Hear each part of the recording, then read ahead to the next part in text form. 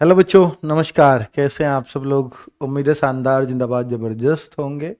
बच्चों, ऐसा लगता होगा आपको कि सर हमने को पढ़ा के आपने छोड़ दिया और अब आप नई वाली भर्ती पर अपडेट देते रहते हो, उनकी तैयारी करवाते रहते हो। बट हमारे लिए अब आपको बहुत बहुत टाइम से आप हमारे लिए नहीं बोले हो।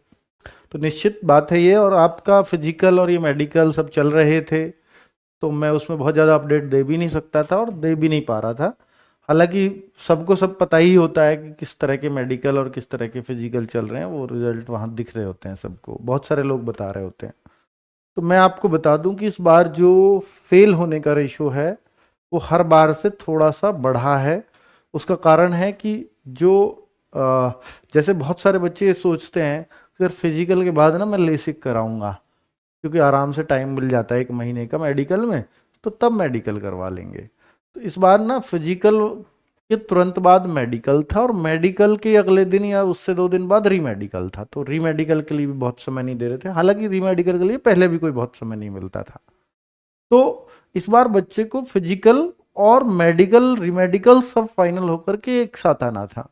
तो ये एक बहुत बड़ा कारण रह रहा था, जिससे बच्चा जो है एब्सेंट भी बहुत हो रहा था। और बार के मुकाबले मैंने देखा और बहुत लोगों से पता किया कि 100 बच्चे हैं तो आप 55-60 बच्चे ही पहुंच पा रहे हैं एवरेज।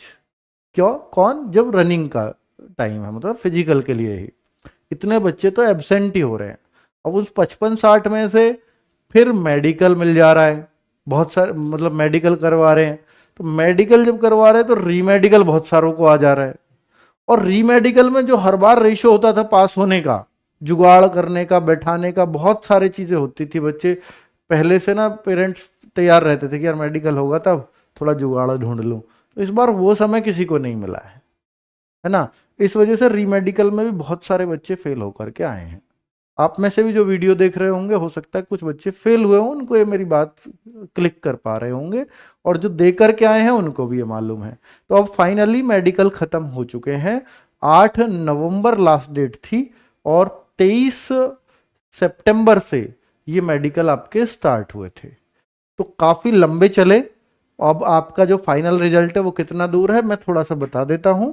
तो कट ऑफ उस हिसाब से लग रहा है कि जैसे पहले बढ़ती थी तो उतना तो नहीं बढ़ेगी कि भाई पहले बढ़ गई जी, 8 नंबर बढ़ गई, 9 नंबर बढ़ गई, 10 नंबर बढ़ गई कहीं की।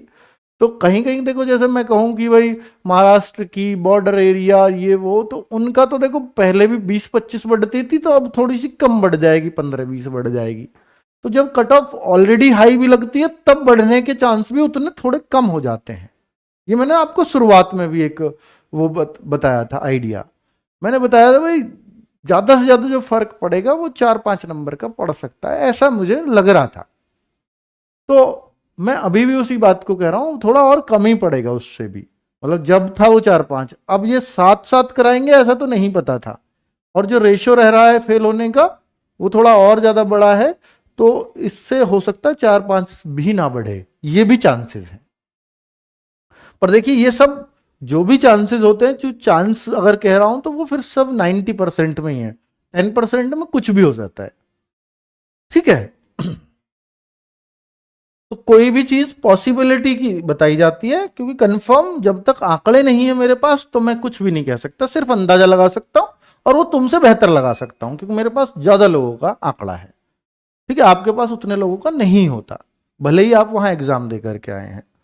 तो जैसे बच्चे पिछली बार का बताऊं, जो 2022-23 की भर्ती यानी इससे जस्ट पहले जो फाइनल हुई थी, तो उसमें 30/6/2023 को आपका पीईटी पीएसटी रिजल्ट आया था। फिर डीएमई शुरू हुए थे 17/7 से। तो बहुत ज्यादा अंतर पहले भी नहीं होता, पर 17 दिन का होता था। देखो 17 दिन का अंतर था, यानी मेडिकल और रीमेडिकल जो शुरू हुए थे वो 17/7 से 10/8 तक हुए थे। मेडिकल रीमेडिकल ज्यादा अंतर नहीं होता था।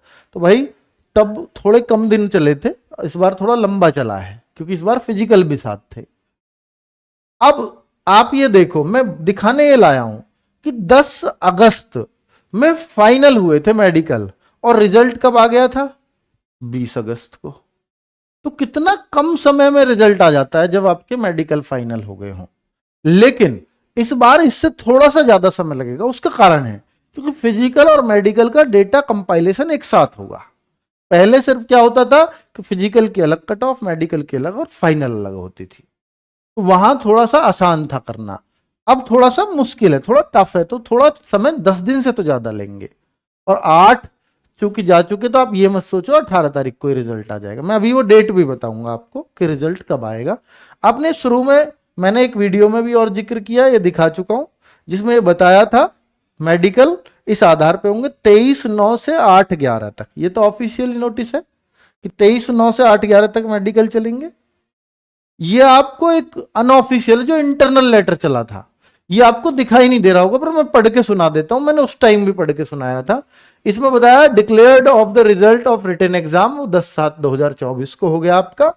Decision to be conduct PST PET without RFID, जो भी टर्म है मैंने इसके गहराई में नहीं गया, यानी ये जो फिजिकल वगैरह जो स्टार्ट होंगे वो यहां इस उसमें दिया हुआ है कि पीएसटी पीईटी और डीएमई सब जो होंगे वो 27/8 से 21/9, नहीं ये कुछ और है, मैं यहां दिखा देता हूं। Conduct of PST PET DV DME and RME, ये 39 डेज चलेंगे और 23 सितंबर से 8 नवंबर तक चलेंगे।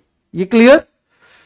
इसके बाद जो बिल्कुल नहीं दिख रहा है 10वां और 11वां पॉइंट, वो क्या था, उसको मैं बड़ा पढ़ के बता देता हूं, मुझे जितना भी दिखाई दे रहा है कि भैया ये जो है compilation of result of PST and PET DV DME RME, इनका जो है submission to SSC, result submission to SSC, बहुत कम दिख रहा है मुझे भी, तो ये 9/11 से 21/11 तक ये प्रोसेस चलेगा। यानी ये जो आपका जो टेस्ट लिया है पीईटी पीएसटी का मेडिकल का, ये जिसने लिया है ये अर्धसैनिक बलों के अपने अपने सेंटर्स थे, कोई सीआईएसएफ का था, कोई सीआरपीएफ का था, उन्होंने ही मेडिकल कराए हैं।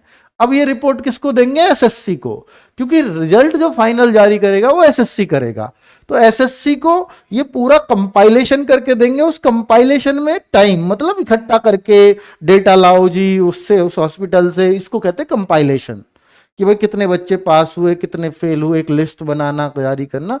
तो ये इसमें पूरा इनको 10 दिन लगेंगे, जो 9/11 से और 21/11 तक प्रक्रिया चलेगी। तो 21/11 तक तो अभी डेटा किसके पास है? अर्धसैनिक बलों के पास। एसएससी के पास कब जाएगा? 21/11 लास्ट डेट।